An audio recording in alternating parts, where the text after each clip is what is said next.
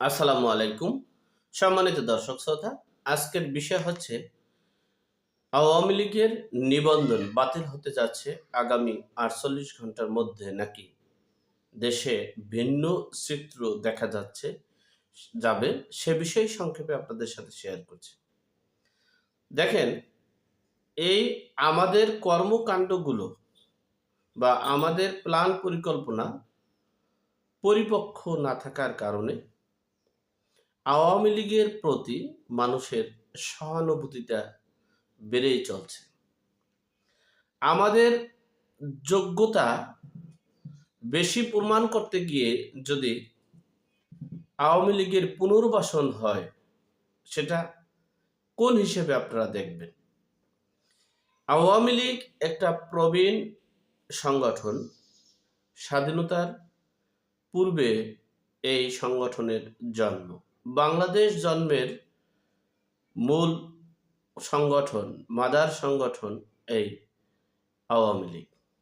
সুতরাং আপনাদের কর্মকাণ্ড, আপনাদের মন মানসিকতা, আপনাদের চিন্তা চেতনা একটু ব্যতিক্রম করার চেষ্টা, আপনাদের কাছ থেকে এদেশের জনগণ যা আশা করছে এক বিন্দু আপনারা সেটা না করে ভিন্ন আঙ্গিকে দেশটাকে বিভাজন করার দিকে ধাবিত হচ্ছেন। দেখেন, বাংলাদেশে মুসলিম লীগ আছে কিন্তু জনসমর্থন নেই। আওয়ামী লীগের যদি জনসমর্থন না থাকে তা মুসলিম লীগের মতো হয়ে যাবে। বাংলাদেশে জাসদ বাসদ কত দল আছে যাদের জনসমর্থন নেই। সুতরাং আওয়ামী লীগের যদি জনসমর্থন না থাকে তাহলে আমরা সেটা নিয়ে মাথা ঘামাবো কেন? মূল কারণ হচ্ছে আওয়ামী লীগের নিবন্ধন যারা বাতিল করতে চায় তারা এদেশের স্বাধীনতাকে অস্বীকার করে, এদেশের স্বাধীনতার চেতনাকে অস্বীকার করে, মুক্তিযোদ্ধাকে অস্বীকার করে। এটাই প্রমাণিত হবে। আমরা সবসময় বলেছি, নতুনদের, তরুণদের এই আধুনিক যুগে আধুনিকায়নতার ছোঁয়া নিয়ে একটা রাজনৈতিক দলের আগমন দরকার।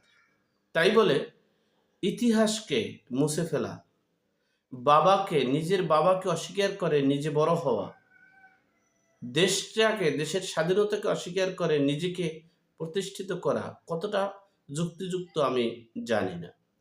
তবে যেমন ছাত্রলীগকে নিষিদ্ধ করে দেশে এই আওয়ামী লীগের উপরে দেশের মানুষের একটা মানে সহানুভূতিতে চলে আসছে, ঠিক তেমনি এই আওয়ামী লীগের নিষিদ্ধের কথা বলে আওয়ামী লীগকে আরও সুসংগঠিত করা, আরও উজ্জীবিত করা, আরও তাদেরকে শক্তিশালী করার জন্য এটা একটা পায়তারা।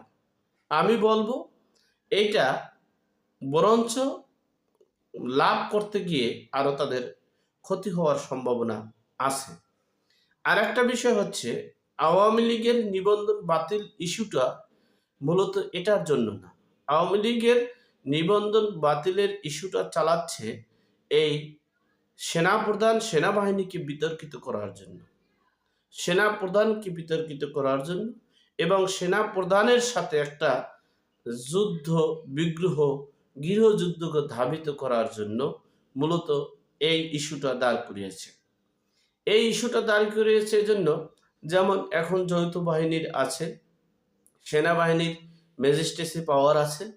এখন যদি এই আন্দোলনের ডাক দিয়েছে, সংগ্রামের ডাক দিয়েছে, সেখানে যদি এই সেনাবাহিনী যৌথ বাহিনী কঠোর অবস্থান নেয়, সেখানে এই তাদের সাথে আবার একটা নতুন করে যুদ্ধ বিগ্রহ, এবং যেটা আপনারা ইতিপূর্বেই দেখেছেন, শুনেছেন যে মহানায়ক এবং মাস্টার মাইন্ড উপদেষ্টা মাহফুজ আলম গৃহযুদ্ধ করে নতুন বিপ্লব করে তিনি একজন মহানায়ক হবেন, সেটাই মূলত মূল বিষয়।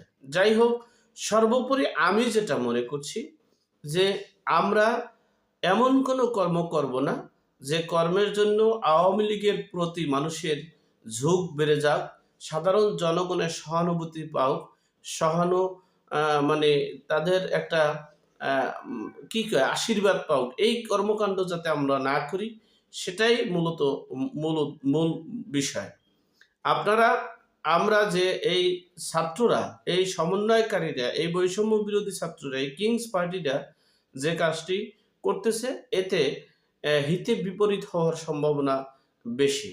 সুতরাং আওয়ামী লীগকে নিষিদ্ধ করা তো দূরের কথা, বরঞ্চ আরও এদেশের সকল স্বাধীনতার শক্তিগুলো, স্বাধীনতার পক্ষ শক্তিগুলো আরও উজ্জীবিত করে দেওয়া, একাত্তরের গর্জনকে আরো শক্তিশালী করে দেওয়া আমি মনে করি।